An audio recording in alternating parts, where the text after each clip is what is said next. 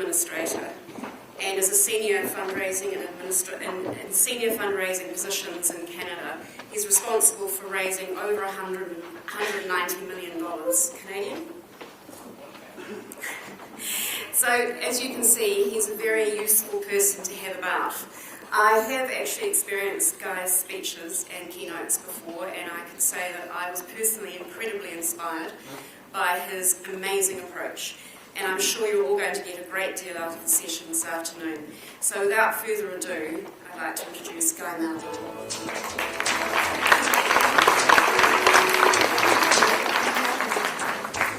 If I had $1 million, if I had $1 million, nice. It's like Jay Leno, you get your own theme song. That's great. Hello. That's great. Now, I thought I was coming to an arts conference, so I'm very disappointed. I expect to see more tutus and more skinny jeans. This is a pretty conservative group. I even wore a pocket square. You know, I wore it for New Zealand. So if I was in Calgary, I would probably have it there. And if I was in LA, it would be something like that. But it's really an honor to be here. I'm happy to be back in New Zealand. This is my 5th time here.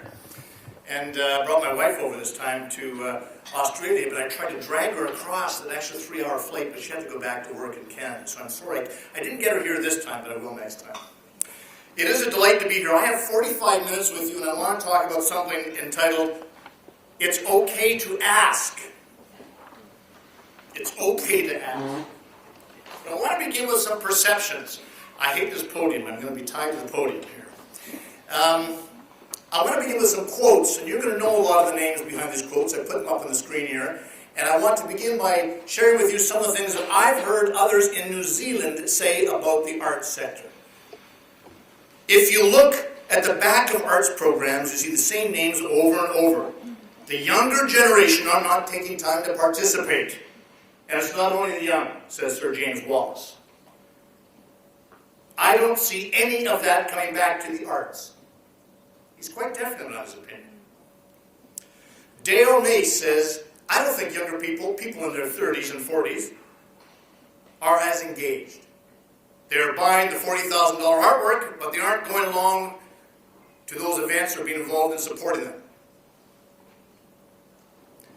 Your minister says, we want organizations whose default idea will not be to go to government, but to say, right, we need to raise $500,000, let's go for it.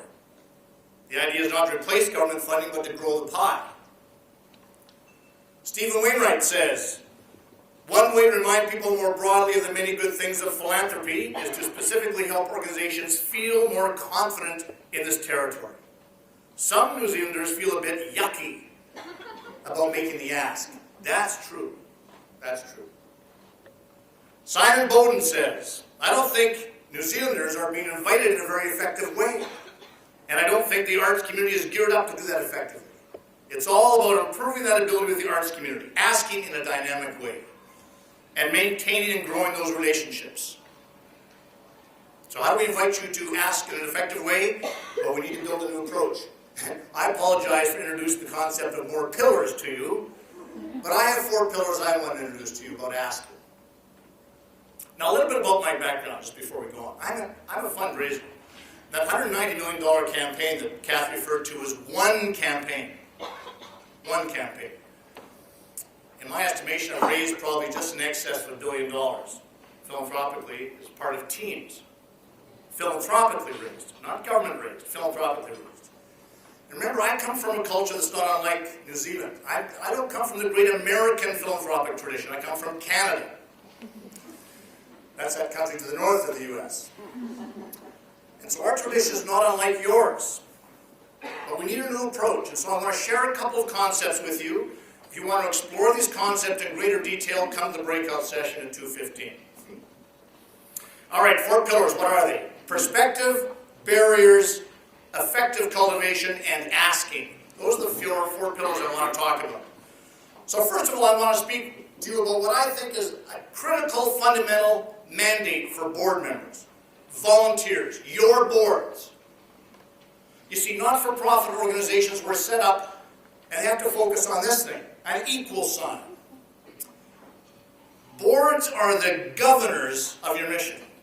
They are the champions of your vision. They are the stewards of your organization. It begins with them.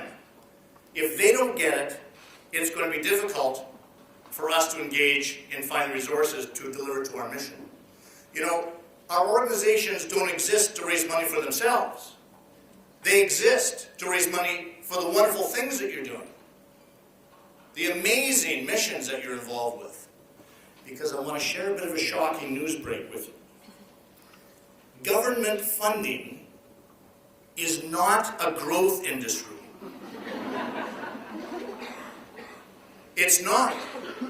And if you're going to deliver to the mission, which are all those wonderful things on the right side of the equation, those wonderful performances, wonderful works of art, all the great things that you do as New Zealanders creatively.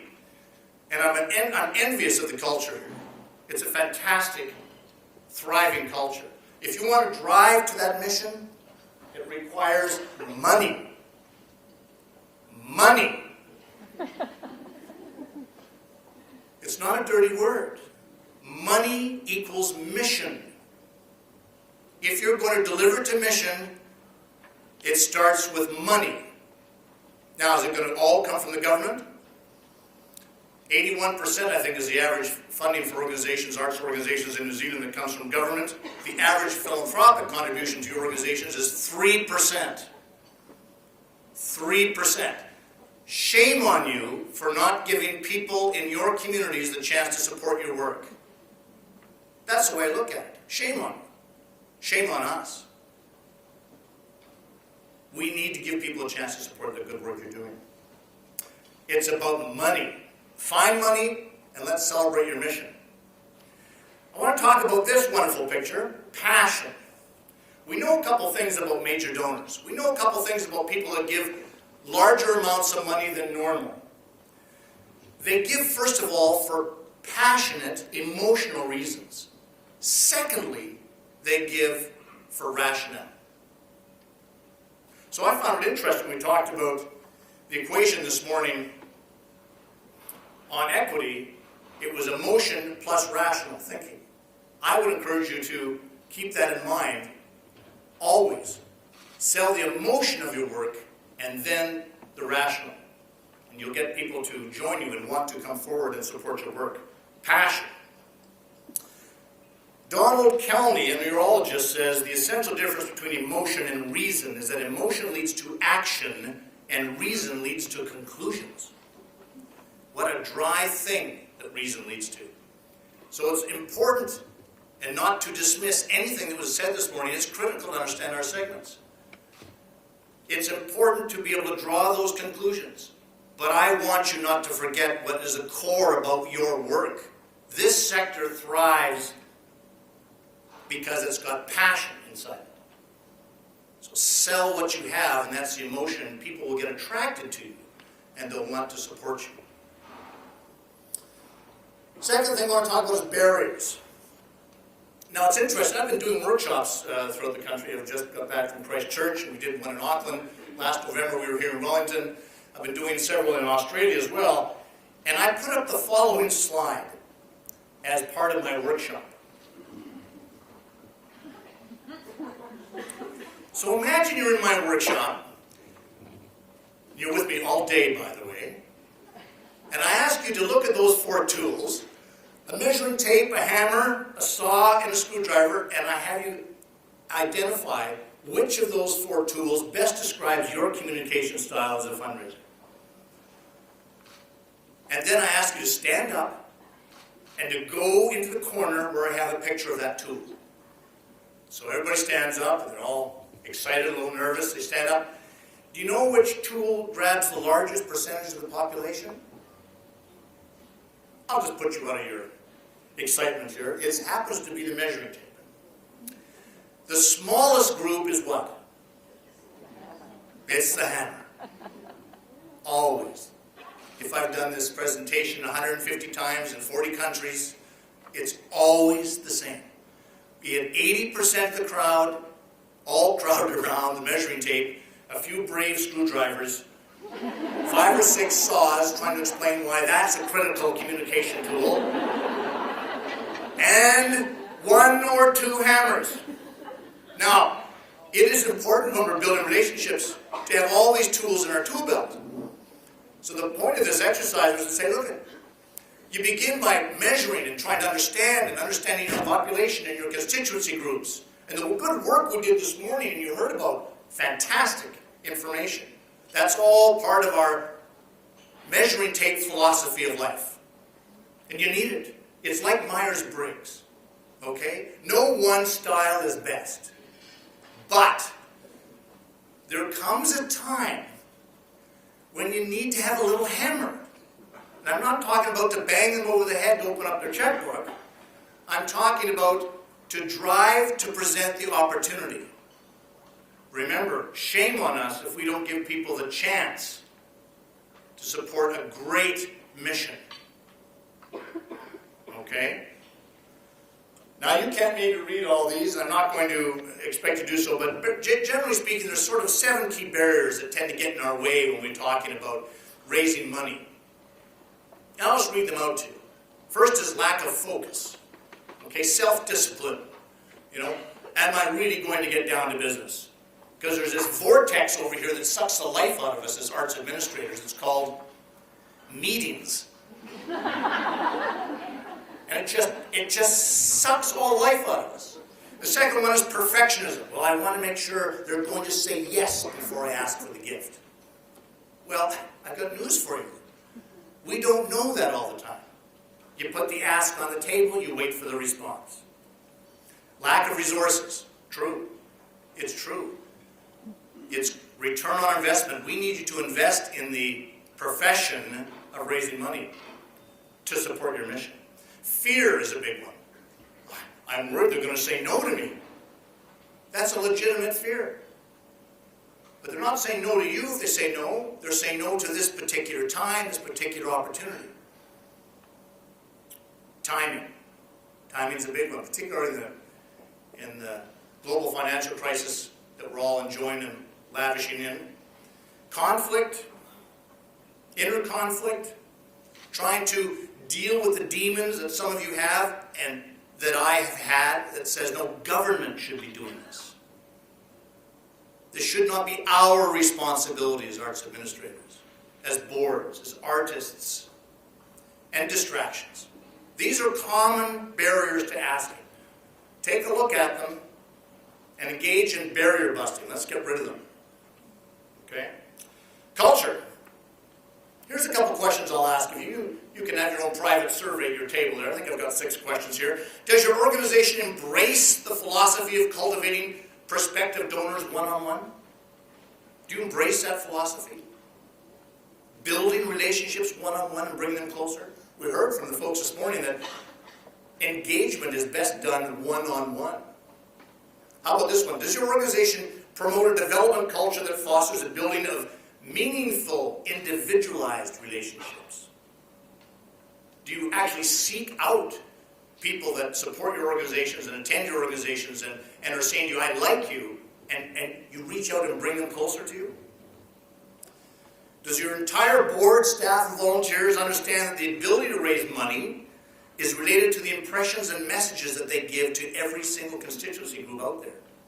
And that every time you meet a potential constituent supporter, you're building an impression, something that's lasting.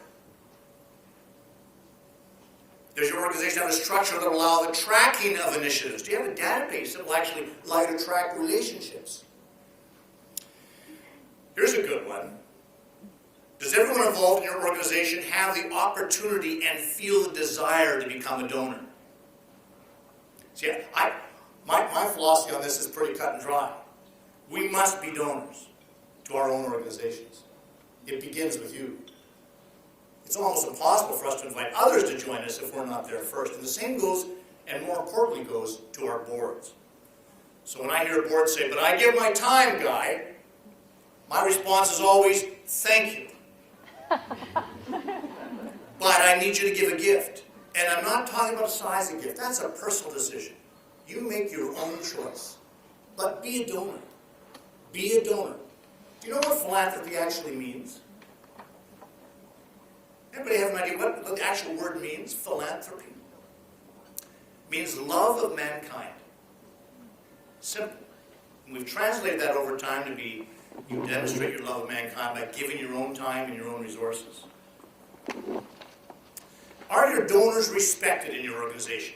Do you view them as assets? Donors today and potential donors tomorrow are assets to your organization. They represent financial resources that go to your mission.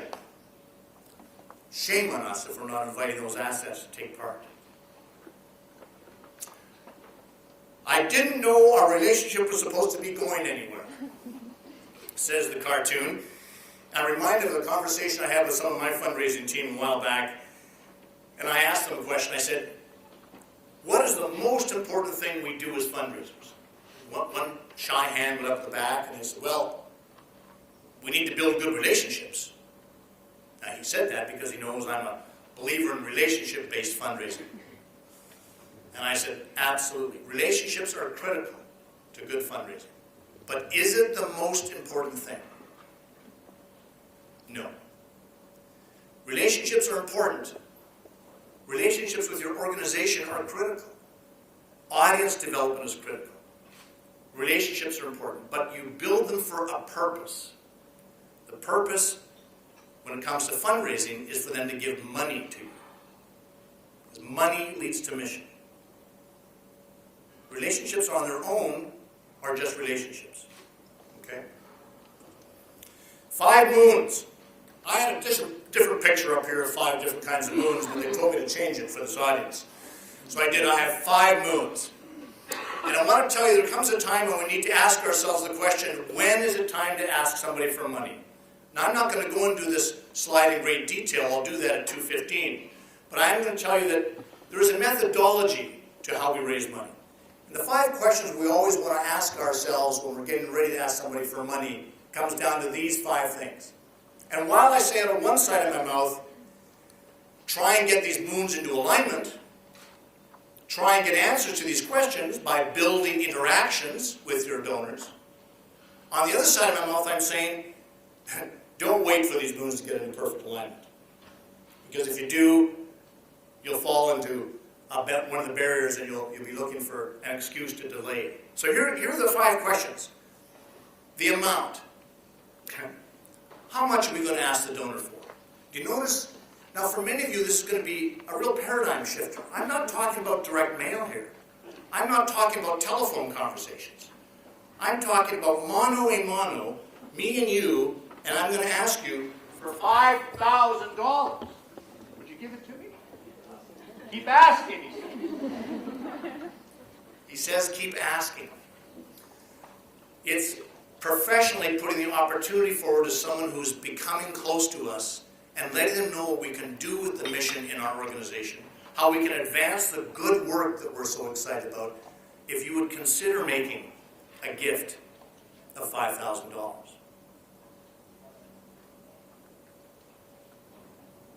And then wait for the response. So, what's the amount? Second question is timing. When are you going to ask that particular person? Third is the project. What are you going to ask them about? Fourthly, who's going to do the asking? Is it you? Is it your CEO, your director, a volunteer? And finally, who's being asked? Now by that I mean, if it's a corporation you're speaking to, are you getting to the decision maker? If it's an individual, are you getting to the decision maker? Is the spouse in the room?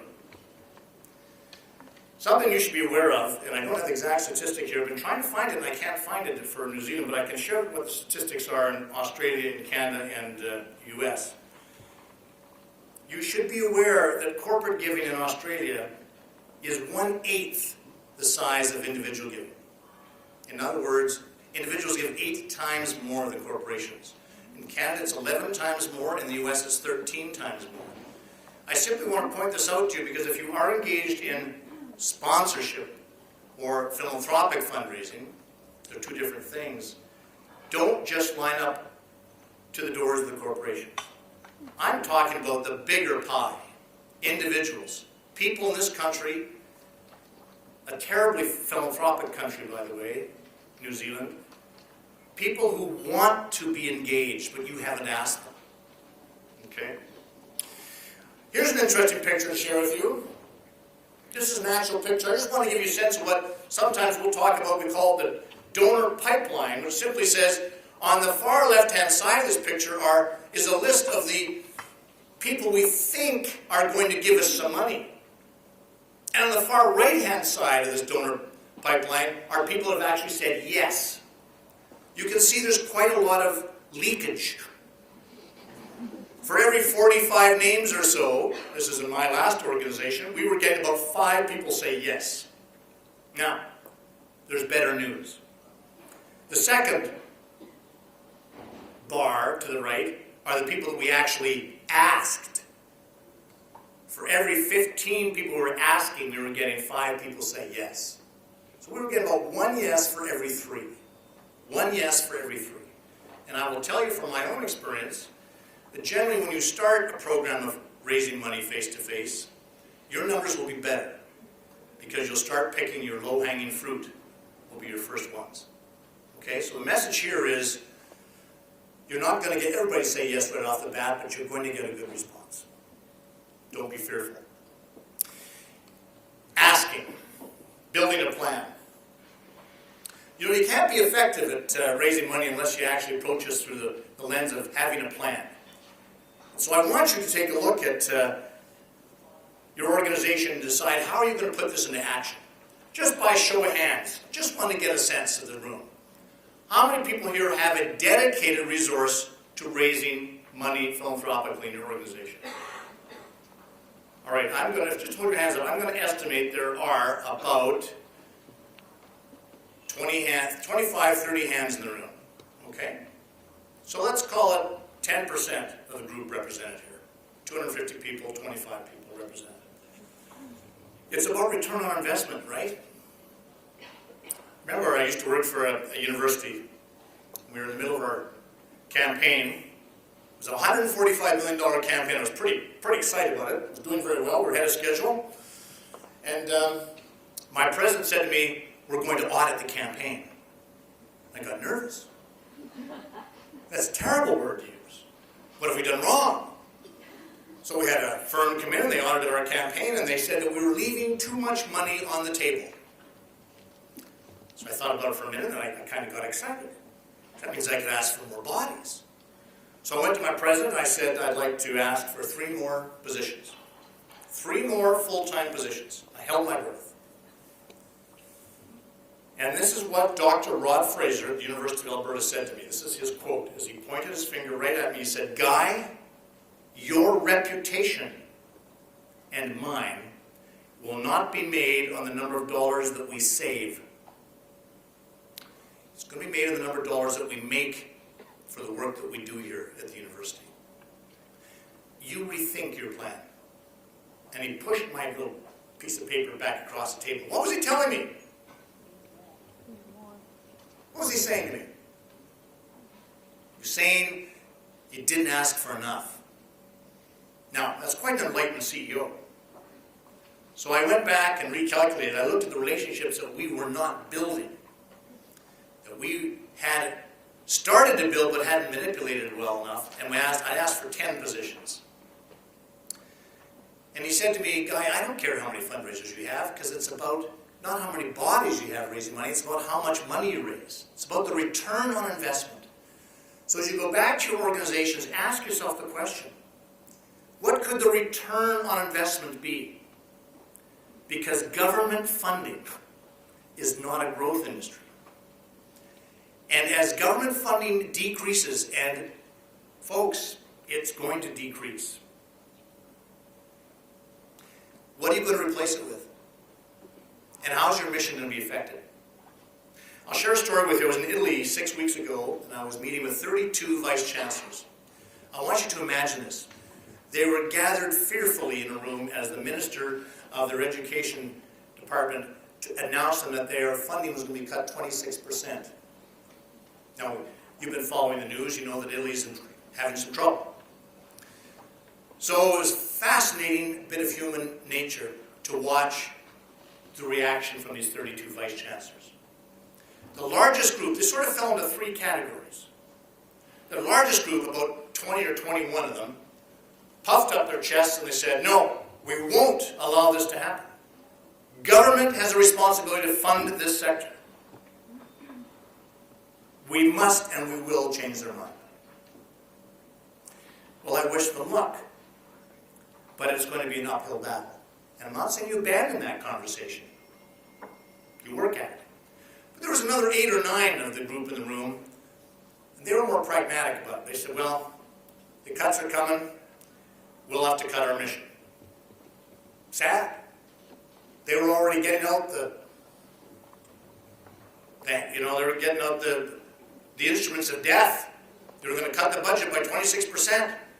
But there was another group of people, I think there's 3 specific individuals, cornered me in the back of the room and they said, okay, what do we have to do?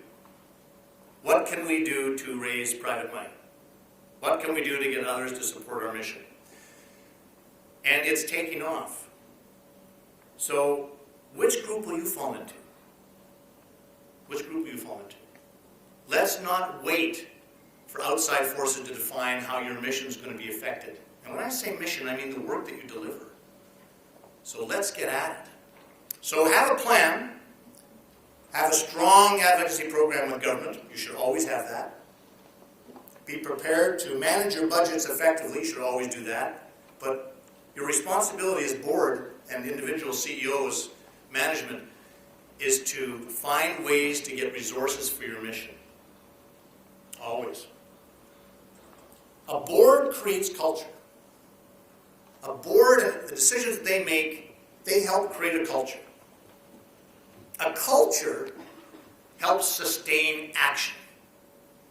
Action to invite others to get involved, whether it's audience building or whether it's getting them to help us financially.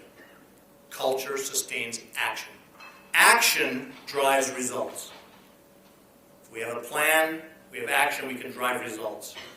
And results serve the mission. So it's a cycle. But it begins with the board. It begins right at the board table. Interesting quote I read from your ministry. Of those organizations surveyed by the Ministry of Culture and Heritage that did not receive funding from individuals, 78% had not sought it. That's their actual quote. 78% of those organizations didn't seek it. We know from surveys that have been done on the motivations for giving. And I'll have you just play a little mind game right now as I'm talking. I want you to imagine what the number one reason is why individuals are motivated to make a gift. This is the largest survey conducted in the English-speaking world.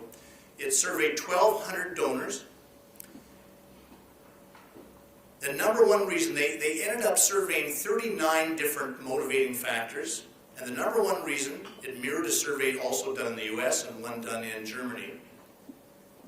Can you imagine? I'm going to say it in a moment. Just give a thought. What would the number one reason be why people are motivated to make a gift? It was belief in the mission. That's actually nice to hear. It wasn't tax. It wasn't the size of the letters they get on the building. It wasn't because I can make a difference, even though that was on the list. There are all sorts of good factors on there, but belief in what you do. So as organizations, that's exciting news. Talk about what you do and invite others to get involved. So, in summary, I'll say this. Know your perspectives. Know what's out there. Know that passion and emotion come first and logic comes second.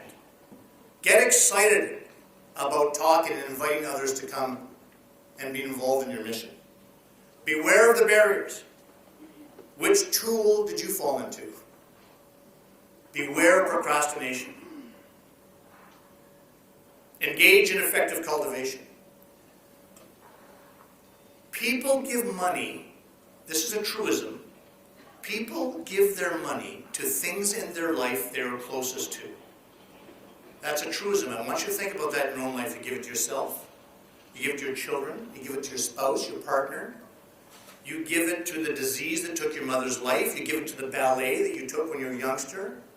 The things in your life you are closest to, that's where you give your money. If you believe in that, if you believe in that truism, then I'll tell you this, that to be engaged in effective cultivation means bring people close to your organization. Now, we have an advantage in the arts. We already have them coming to our venues in many times in our situation. But bring them close in other ways. Ask their advice. Get them involved on committees. Get them in the green room ahead of time. Get them to meet the artist. Ask for their input. Get them close to you. Once they're close to you, that's effective cultivation, and that will lead to money. And finally, ask. It's really okay. Thank you very much.